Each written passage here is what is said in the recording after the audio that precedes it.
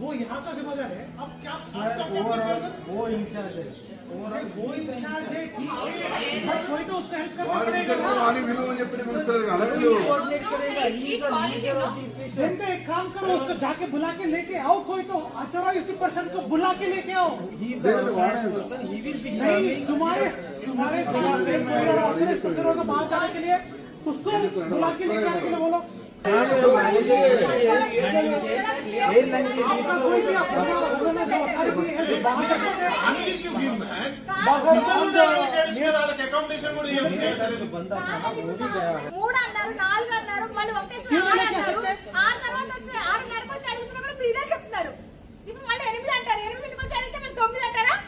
Blanket भी पूरा checking में है ना भाई,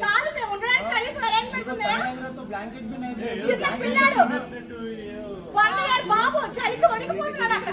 మొత్తం లగేజ్ అంతా అక్కడ పడేసి వచ్చాం, మేము అక్కడ ఇచ్చేసి వచ్చాం చెకింగ్ లో.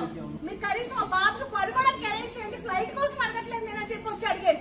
అప్పుడు లేదు, ఇప్పుడు నా హస్బెండ్ కి వణుకు వచ్చింది, ఫీవర్ వచ్చేసింది, కప్పడానికి లేదు, ఏమీ లేదు, ఏం చేయాలి? కనీసం హాట్ వాటర్ కూడా దొరకట్లేదు ఇక్కడ, కొనుక్కోవాల్సి వస్తుంది ప్రతిదీ.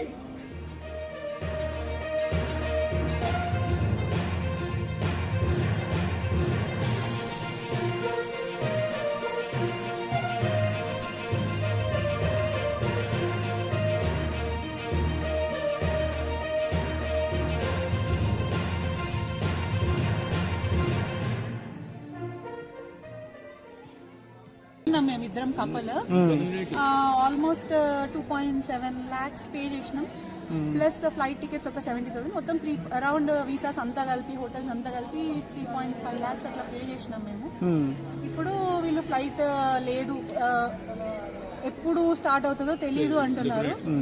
Indefinitely it is postpone / cancelled. And what they are saying is 8:15 ఇట్లా లైక్ నైట్ నుంచి 1 hour పోస్ట్పోన్ చేస్తూ ఆల్మోస్ట్ 8 hours పోస్ట్పోన్ చేసినారు. ఎట్ దిస్ పాయింట్ ఇప్పుడు what is your plan B అంటే 2 days తర్వాత ఉన్న ఫ్లైట్ కి పంపిస్తాము, అకామిడేషన్ ఇస్తామంటున్నారు. వాళ్ళే అకామిడేషన్ ఇస్తామంటున్నారు, మళ్ళీ వాళ్ళే ఏ హోటల్లో ఇన్ని నెంబర్ ఆఫ్ రూమ్స్ ఖాళీగా లేవు అంటున్నారు. సో అది కూడా వాళ్ళు సరిగ్గా చెప్పడం లేదు. ఇంత పే చేసుకొని మనం లగేజ్ వాళ్ళ దగ్గరే ఉంది, they are holding the luggage అంతే. వాళ్ళు ఏం చేస్తారో తెలియదు, ఏం చేస్తారో తెలియదు.